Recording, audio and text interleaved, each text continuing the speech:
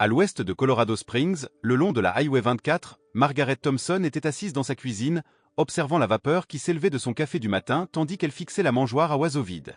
6 mois s'étaient écoulés depuis les funérailles d'Harold, et la maison restait trop calme, trop silencieuse. À 72 ans, elle errait dans ce ranch qu'ils avaient partagé pendant 43 ans, chaque pièce résonnant des souvenirs d'une vie commune. Sa fille Sarah vivait à Seattle, son fils Michael à Boston. Ils appelaient chaque semaine, venaient quand ils le pouvaient, mais les longues périodes d'attente entre leurs visites semblaient interminables. Ce mardi matin de début mars allait pourtant tout changer. Un mouvement attira son attention dans le jardin. Ce n'étaient pas les écureuils ou les cardinaux habituels, mais quelque chose de plus grand, de plus délibéré. Margaret posa sa tasse et se pencha vers la fenêtre.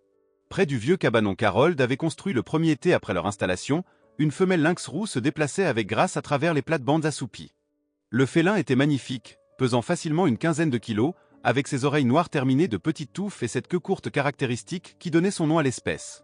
Son pelage fauve, parsemé de taches sombres, semblait fait pour se fondre dans les ombres mouchetées des contreforts du Colorado. Mais ce qui frappa le plus Margaret, ce fut son comportement. Au lieu de simplement traverser le terrain, comme l'avaient fait les autres visiteurs sauvages occasionnels, l'animal semblait vouloir s'installer. Margaret observa, fascinée, tandis que la femelle, elle le savait grâce à ses traits plus fins que ceux des mâles vus dans les documentaires, rassemblait de l'herbe sèche et de petites branches.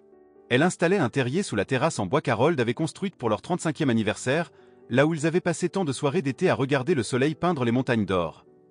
Eh bien, murmura Margaret, la buée embuant la vitre.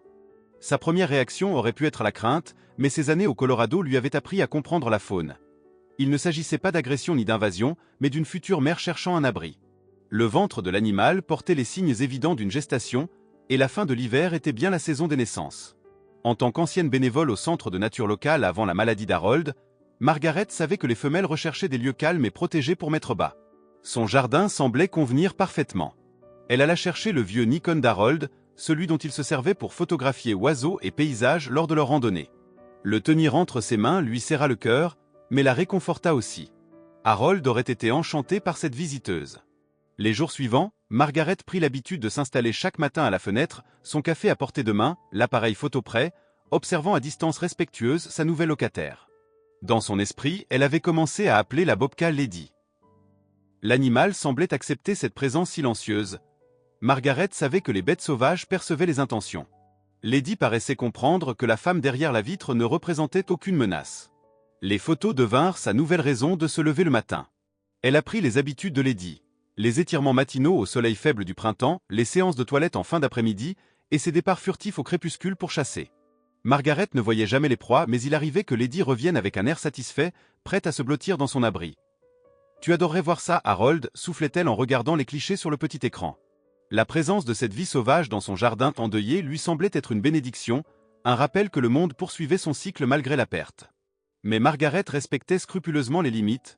Pas de nourriture, pas d'approche, pas de familiarité qui pourrait nuire à l'animal. Le printemps progressait lentement, faisant éclore les bourgeons des pommiers et verdir l'herbe. La grossesse de Lady avançait, et Margaret se surprenait à s'inquiéter comme une grand-mère en attente. Lady chassait-elle assez? L'abri était-il assez chaud pendant les nuits encore froides? Puis vint cette nuit terrible, début avril. Margaret se réveilla à 2 heures du matin, tirée du sommeil par des bruits de lutte, grognements, feulements, fracas de bois. Le cœur battant, elle tenta d'apercevoir quelque chose depuis sa chambre, mais la nuit recouvrait le jardin. L'affrontement, quelle qu'en fût la cause, dura à peine 3 minutes, mais sembla une éternité. À l'aube, elle constata les dégâts. Lady était allongée de travers à l'entrée de son terrier, immobile, sa vigilance habituelle remplacée par une inertie inquiétante. Même de loin, Margaret distingua une tache sombre sur les planches, du sang. Les mains tremblantes, elle prit son téléphone et appela le 911. On l'a mis en relation avec un agent de protection de la faune, un jeune homme nommé Brett. Il l'écouta attentivement, puis lui demanda « Madame, pouvez-vous voir l'étendue de la blessure ?» Margaret saisit les vieilles jumelles d'Harold. Oui. Il y a une entaille à l'épaule droite, peut-être 10 cm. Elle respire, mais n'a pas bougé depuis 20 minutes. Brett lui expliqua que toutes les équipes étaient mobilisées sur un accident grave et qu'il faudrait sans doute plusieurs heures avant qu'on puisse intervenir. La bobcat avait besoin de premiers soins immédiats. Était-elle prête à l'aider? La bouche sèche, Margaret hésita. Approcher un prédateur blessé allait contre toutes les règles de sécurité qu'elle connaissait. Mais laisser Lady mourir? Elle se redressa. « Dites-moi quoi faire. » Les instructions de Brett étaient précises. Avant tout, votre sécurité est prioritaire. Un animal sauvage blessé peut se montrer imprévisible. Il vous faut des gants épais, des gants de soudure ou de cuir lourd si vous en avez. Portez des manches longues, un pantalon, des chaussures fermées. Approchez lentement, parlez d'une voix basse et calme. Et si, à un moment, elle montre des signes d'agressivité, grognements, coups de patte, reculez immédiatement. Compris, compris, répondit Margaret. Pour la plaie, il vous faut un linge propre ou, idéalement, une compresse stérile. Appliquez une pression modérée pendant 10 minutes, sans vérifier toutes les secondes. Cela empêcherait la coagulation. L'objectif est d'arrêter le saignement actif jusqu'à ce qu'on puisse arriver. Utilisez des pinces ou une cuillère en bois pour placer la compresse. Ne mettez pas vos mains près de sa gueule. Margaret rassembla le matériel. Les gros gants de travail d'Harold dans le garage, des torchons propres, la trousse de secours de la salle de bain. Le cœur battant, elle ouvrit lentement la porte donnant sur le jardin. Doucement, Lady. Je suis là pour t'aider, souffla-t-elle en avançant prudemment. Les yeux dorés du lynx roux suivirent ses mouvements, pupilles dilatées par la douleur et le stress. La cage thoracique se soulevait rapidement, un signe probable de choc. De près, la plaie paraissait pire encore, une déchirure irrégulière qui avait beaucoup saigné. Margaret s'agenouilla à environ 1 mètre, tendant vers la blessure la serviette pliée. Lady émit un grondement sourd, un avertissement clair. Margaret s'immobilisa. Jenseits, ma belle. Ça fait mal. Mais tu dois tenir. Tu as des petits à protéger. Peut-être était-ce le ton, ou l'épuisement de l'animal, mais le grondement s'apaisa. Margaret appliqua doucement le linge sur la plaie. Lady sursauta, mais ne tenta pas de frapper. Pendant 10 longues minutes, Margaret maintint la pression, murmurant des mots apaisants comme autrefois avec ses enfants blessés. Le saignement finit par ralentir, puis s'arrêter. Mais Lady semblait encore plus faible, elle haletait, la langue légèrement sortie. « Brett, dit Margaret au téléphone, elle a l'air déshydratée. C'est fréquent après une perte de sang. Pouvez-vous lui offrir de l'eau, en petite quantité seulement? Utilisez une coupelle peu profonde, ou versez quelques gouttes depuis votre doigt. Ne la forcez pas. » Margaret apporta une soucoupe d'eau. Lady en but quelques gorgées, peut-être une cuillère à soupe, puis détourna la tête. « C'est bien, assura Brett. Maintenant, reculez et laissez-la se reposer. Surveillez-la de loin chaque heure. Nous essayons toujours de vous envoyer quelqu'un, mais l'accident a fait des victimes. Je suis désolé. » La journée s'étira interminablement. Margaret vérifiait chaque heure, offrant un peu d'eau lorsque Lady l'acceptait. Le lynx roux restait immobile, respirant, mais sans répondre à ses appels doux. L'après-midi, Brett rappela avec de mauvaises nouvelles. Un éboulement avait complètement bloqué la Highway 24. Personne ne pourrait passer avant le lendemain. Elle a besoin de nutriments pour passer la nuit, dit-il. Pouvez-vous lui donner à manger? Sous sa direction, Margaret découpa en petits morceaux un blanc de poulet cru qu'elle avait au congélateur, sans assaisonnement, sans os. Lady accepta 3 morceaux, puis s'arrêta. Cette nuit-là, Margaret dormit à peine, se levant toutes les 2 heures pour vérifier l'animal à la lampe torche. Lady ne bougeait pas, mais sa respiration restait régulière.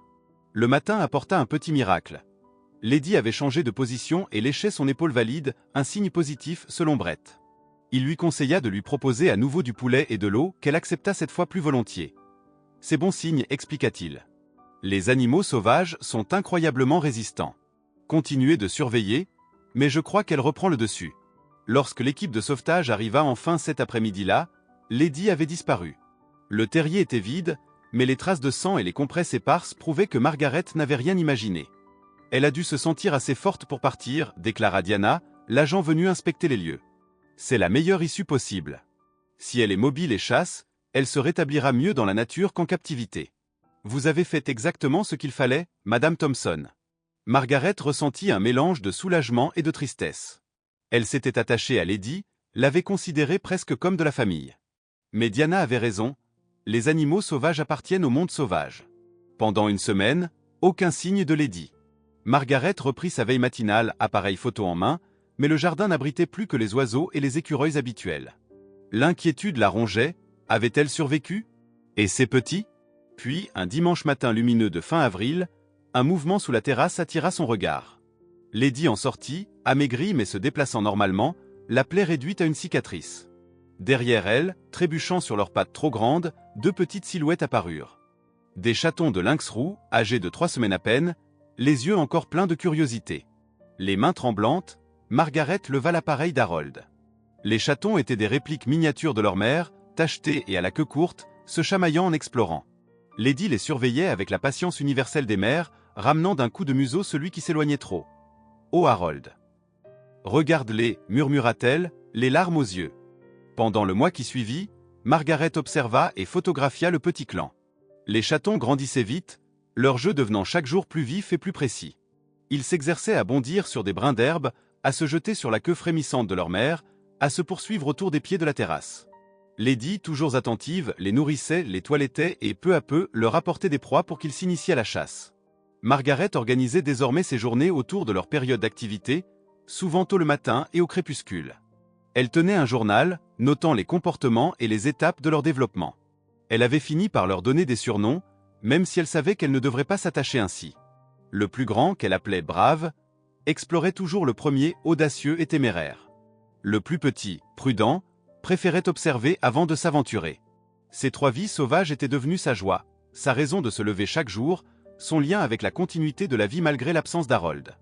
Un jeudi après-midi de fin mai, alors qu'elle transférait sur son ordinateur des photos prises avec l'appareil d'Harold, elle repensa au jour où elle avait appris seule à les enregistrer pour les préserver. La lumière dorée de l'après-midi filtrait par les fenêtres, et elle était absorbée par des images des chatons tentant pour la première fois d'escalader les poteaux de la terrasse. La porte d'entrée s'ouvrit. Margaret leva la tête, s'attendant à voir Sarah qui avait évoqué l'idée de venir pour le week-end du Memorial Day. Mais ce n'était pas sa fille. Un homme se tenait dans l'encadrement. Grand, massif, vêtu de noir de la tête aux pieds, pantalon tactique, chemise à manches longues, gants. Et surtout, une cagoule sombre qui ne laissait apparaître que ses yeux, froids et calculateurs. Son regard balaya la pièce. Margaret Sentitson sang es Egleser. Sa bouche s'ouvrit, mais aucun son n'en sortit. Ses jambes, qu'il avait portées sur tant de sentiers avec Harold, refusèrent de bouger.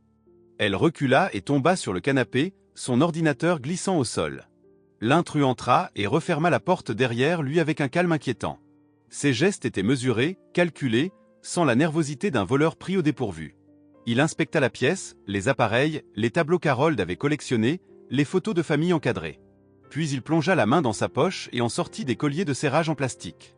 Le cœur de Margaret battait si fort qu'elle crut qu'il allait lâcher. Peut-être aurait-ce été préférable à ce qu'il attendait. Un bruit venant de l'arrière de la maison interrompit la scène. Un choc sourd contre la porte vitrée donnant sur le jardin. Lomme es Figea. Peut-être croyait-il qu'un complice le signalait. Il s'approcha et saisit la poignée. Non. Murmura Margaret. Mais il avait déjà ouvert.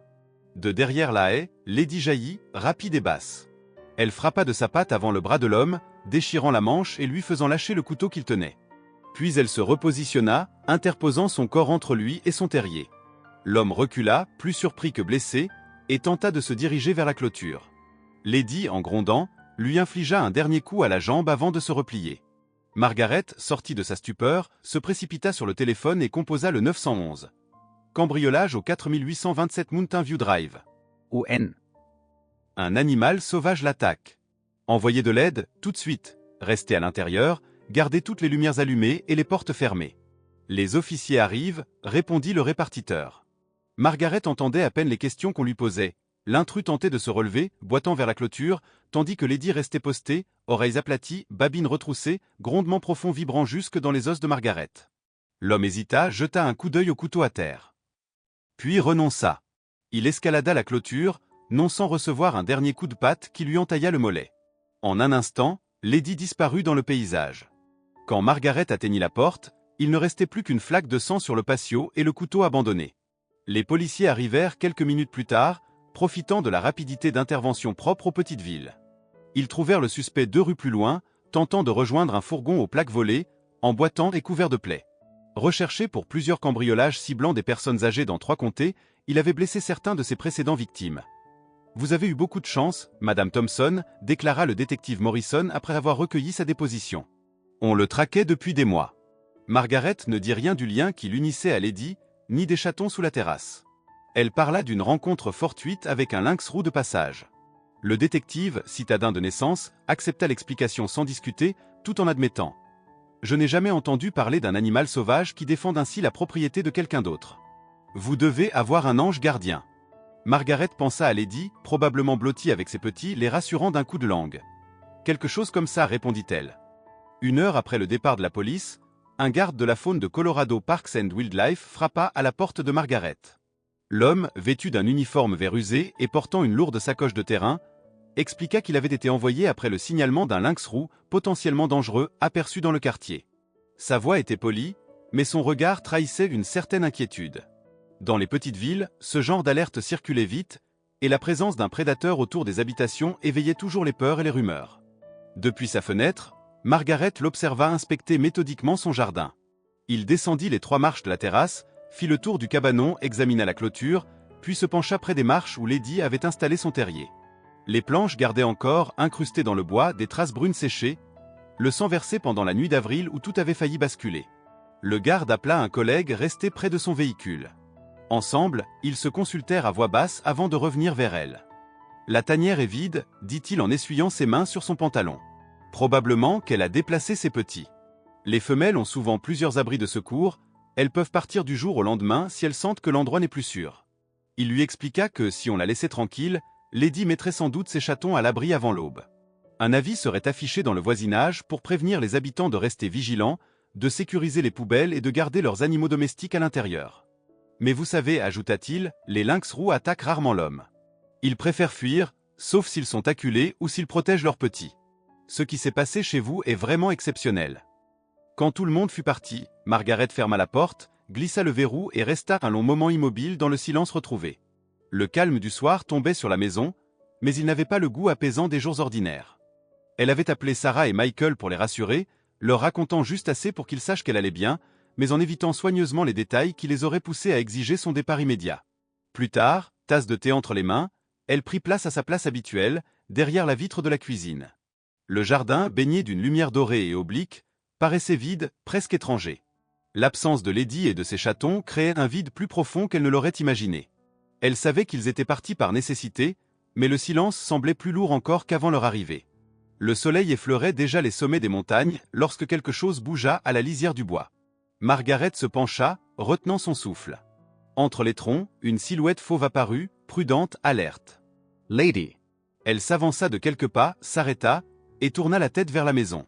Leurs regards se croisèrent, et pendant de longues secondes, plus rien n'exista que ce lien muet entre elles, deux mères ayant traversé la peur, la perte, et qui se reconnaissaient l'une dans l'autre. Puis Lady se détourna, glissa dans les ombres des arbres et disparut. Margaret na la revitiamis. Parfois, au détour d'une matinée, elle retrouvait pourtant une empreinte fraîche sur la terre humide, ou un petit amas de poils accrochés à la clôture, indice muet d'un passage récent. Elle aimait à croire que Lady et ses petits prospéraient quelque part dans la nature sauvage, suivant les chemins invisibles tracés par leurs instincts. L'affaire de la tentative de cambriolage fit la une des journaux locaux, mais Margaret refusa toutes les demandes d'interview. Elle accepta néanmoins de transmettre ses photographies au centre de nature, en passant sous silence les épisodes les plus spectaculaires. Les images de Lady et de ses chatons furent intégrées à une présentation éducative sur la faune urbaine et la cohabitation harmonieuse entre humains et animaux sauvages. Peu après, Colorado Parks and Wildlife organisa une réunion de quartier pour rappeler les règles essentielles. Ne jamais nourrir les animaux sauvages, éviter toute interaction directe, sécuriser les déchets, leur laisser de l'espace. Sarah insista pour faire installer un système de sécurité et changer toutes les serrures. Michael, lui, alla plus loin. Il voulait qu'elle quitte cette maison pour s'installer dans une résidence pour personnes âgées. Margaret refusa catégoriquement de partir.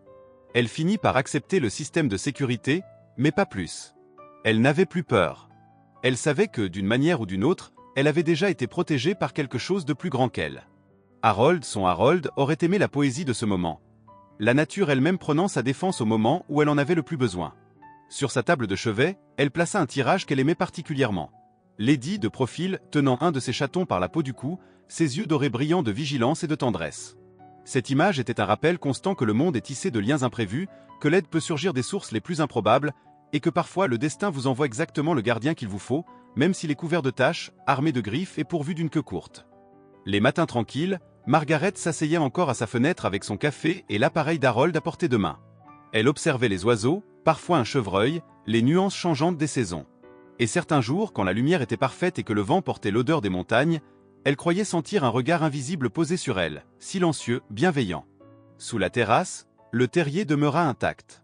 Elle le considérait comme un sanctuaire, un souvenir figé du printemps où la solitude avait été balayée par la vie sauvage, où un geste de bonté avait trouvé sa récompense dans une protection farouche, et où une veuve âgée avait découvert que la famille pouvait prendre bien des formes, même celle d'un félin aux oreilles tuffetées et au cœur aussi courageux que n'importe quel être humain.